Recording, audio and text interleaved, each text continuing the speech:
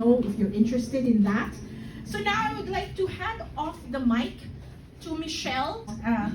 Walk through, not rampa, but this is a unique opportunity for our job applicants on the autism spectrum to hear from a pageant, a seasoned pageant queen on how to put your best foot forward. Many of you know that autism comes with challenges in socialization and communication. Miss Mona, and good morning to everyone that's here. Thank you so much for spending your morning with us. I'm sure, for some of us, maybe we like sleeping, but this is an amazing cause, and we're here to celebrate and to really promote inclusivity around the workplace and also around the Philippines. As you all know, I am a lifelong advocate for autism awareness, acceptance, and of course, empowerment. So just to be here seeing all of you ready to make the next step into your careers and to have a better life's purpose, it's just such an amazing feeling. So like Ms. Mona said, I am here to talk about how to put your best self forward. And believe it or not, I am not perfect. I've always believed that progress is what we should aspire to achieve, not perfection. So I have a few tips to share with all of you, and these are essential, especially because I use them in my day-to-day life. Also, I can use these in my acting career, my beauty pageant career, in my social settings, and of course, whenever I take interviews. And this is actually something I practice even today, because I am in front of such a large crowd talking about something that is very important to me, so you don't want to mess that up. But here are just a few tips that I hope all of you can take to heart. Simple lang naman. Six tips. Very, very simple. Something that you can apply in anything. Okay, so number 1. Ready na ba? Okay. So the first tip is that preparedness or preparation is key. So we're all applying for a job. That's our context today. And it's important to do research on what you're applying for, what you're trying to interview. And if you're not sure, of course, we have people or representatives that have asked you to come in, maybe to take an interview, and you can always ask the HR or the representative on how maybe an interview is going to be, how the kind of questions might be. But what's important is that you come prepared, you do your research, and that, of course, we all stay professional. Is that clear? Yes. Okay. Number 2, communication is also very, very important. And what are my tips when we're communicating? Of course, this is one of the biggest aspects in pageantry, communication skills, and we have to become very, very concise and clear with what we're saying. So we don't want to blabber about something that is unrelated to the topic or the agenda that we have, but we always have to be clear and concise. But also, we also have to embrace our authenticity. We don't want to try and be somebody else. As my mother would always say, shine as your own person. So you don't want to pretend. Just let that individuality shine. And of course, who here, is this the first time for everybody? Or Interview. for interview? First job interview? It's not my No, first job not interview. Seasoned interviewee. Maybe tables should be turned and that I can take tips from all of you. Oh. Okay, so whenever I am on a pageant stage, believe it or not, my nerves are actually at its peak right before I step on the stage. So I don't have stage fright when I'm there. One of my best qualities, I believe, that I took after my mom is grace under pressure. So even if I'm kinakabahan, I can still seem as if I'm not. Especially when the Q&A is about to happen, you really have to take a deep breath and relax, trust the process, trust the training, and everything, all of that hard work will come into fruition, of course. But my next tip is body language. Body language. What is important in body language? Who here has mental notes with themselves on how we should act physically towards an interviewer or social settings? As much as possible, try not to be do not use too much movement. You shouldn't like what I'm doing already. really fidgeting right now. I'm sorry. No, just breathe and relax. As much as possible, yeah, try not to be too flighty. If you're gonna have to have movements, make sure that it's related to what you're saying. In a way, like Correct. it's Like not, self-expression or when you're explaining something. Yeah, that's very true. Like you shouldn't just be pointing because of something. Like, Right, right. So you have to be conscious and self-aware, and those are very important things. But also, when I was first starting my acting career, actually, I always found it hard to look at my co-actors in the eye. So two things, especially in a corporate interview setting, is to always maintain eye contact and have a firm handshake. So handshake, especially in a corporate setting, is very, very important. You don't want to have a flimsical handshake. You want to make sure the two flaps touch, and then you can shake twice. But if you have a stim, it's okay. Yes, of course, that's okay also. Because body language is a really good expression of your confidence. And when we're being interviewed, you want to appear confident. Because, we all have something very unique to showcase. And by showcase, that leads me to my next point. And this is actually one of the most important points, which is making sure that we showcase our strengths. Our strengths and our uniqueness. It's important to note that in a work setting, and especially in this fast-paced generation where the job market is very competitive, where, it's been proven difficult to find job opportunities, and especially for individuals on the autism spectrum, that challenge can be magnified. But what we have to understand, in an inclusive workplace, neurodiverse people actually have the right to also showcase their abilities and their strengths, and that might reflect into what the job is requiring. So again, we have to focus on our strengths, highlight those strengths, and people on the autism spectrum have very, very unique qualities. So just to cite some examples, my older brother, his unique quality is that he has very great pattern recognition and data analysis. And how do I see that? He can solve a 2,000-3,000 piece puzzle in maybe 4 hours. My younger brother, he is like a human calendar.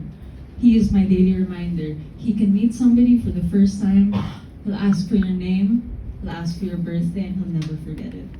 So sometimes I wake up and he'd be like, Ate Michelle, it's Jacob's birthday today.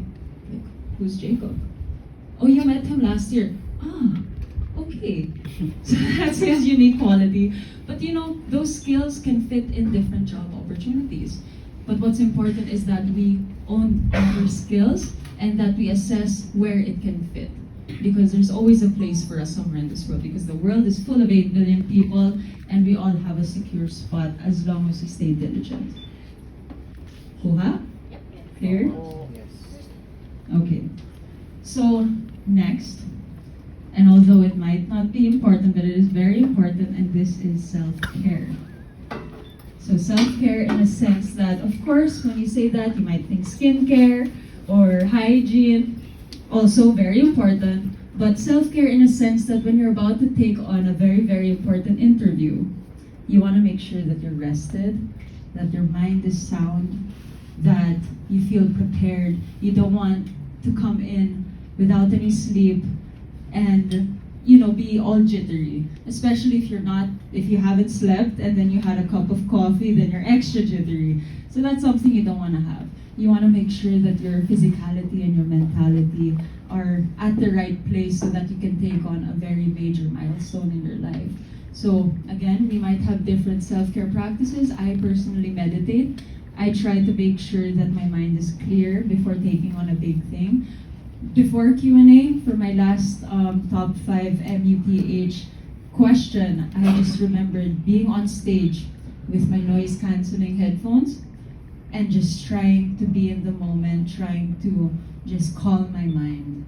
Because I knew that one of the most important questions in my life were about to be asked.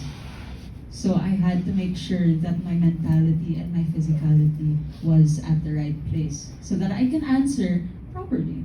Because I've been training like hours and hours and hours on end. But if your nerves get you, then that's when people choke, people might get nervous, and then the message that you're trying to relay doesn't come out. So again, just make sure that we are taking care of ourselves and that we're in the right place. Okay, so my last point is something that is very, very, very important. And I believe all of us that's here in this room can relate to this. And that is rejection. Rejection is normal and rejection is okay. In life, I have actually experienced a lot of failures. There have been roles that I didn't get. There have been investments that have gone south. There have been relationships maybe that have also fallen out. But rejection is okay. And through those failures in my life, through experiencing all of these trials and tribulations, that is when I found my biggest strengths. Because that's also where you find the strength and the courage to try again, to learn something from whatever mistakes that you might have caused. And one of my biggest mottos in life is that everything in life happens for a reason. It's either a lesson or a blessing. And we have to trust that the universe will always have its unique ways of leading us towards a path that's meant for us. So again, I actually embrace failure, because before maybe I was afraid, but then I realized that for every problem that I'm faced, whenever I come out of that, I come out stronger, I come out bigger, wiser. And that's something that we should all take to heart. So, rejection, don't be afraid of it. If a loved one rejects you, just be like, thank you, next. You know? Right? Amen. So, those are the 6 tips that I felt really would help all of you in terms of taking on job interviews. But again, it doesn't restrict you to just job interviews, because again, I've been able to incorporate this throughout my life in social settings, in different auditions, pageantry, and many, many more social settings as well. We just have to be confident.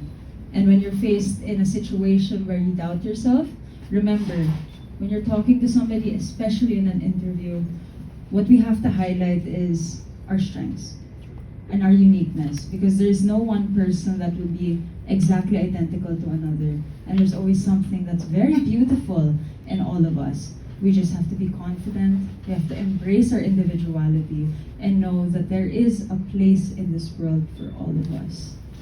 So that's what I have for all of you. I'd like to say thank you to Grundfos to making such a great example, to embracing inclusivity around the world.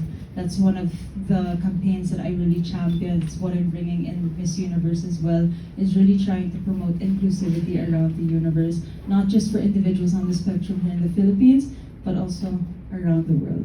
So I hope these prove helpful to everyone. And of course, I wish all of you the best of luck. And of course, I hope that we all come out here celebrating and happy with all smiles. And again, good morning and thank you. Press included. Always felt nervous. Always felt nervous. Always felt nervous. After thing. After. Sometimes after I finish up my talent skills. So it's usually after. I see after, because usually it's because we're afraid of what the reception is, what the reviews are, what people might think of us. And my trick, as you asked, is I only listen to the opinions of people that actually matter. If you don't know yet, actually when I won Miss Universe, I was one of the most heavily bashed queens. But did I let that affect me? No. One, because I knew that I put in 200% of myself, hard work, blood, sweat, and tears into my competition. I know that I improved 100% from my last competition. And if I let the negativity of the bashing affect me, then that would affect how I act day to day. And instead of focusing on the negativity, I think we can focus on the qualities that can make us shine. Because, like I said over and over again, we have these unique qualities. We should not allow these negativities to consume us. Let's just change our perspective and focus on the good, focus on the blessings and the lessons that everything has. Because nervousness and anxiety is very, very normal. Like you saw, nobody raised their hand when I asked if they've never gotten nervous. So it's fine. It's a normal reaction. And again, honesty is very good also. And when an employer and interviewer sees that you're very authentic, which is what we want, then that's okay as long as you're honest about it.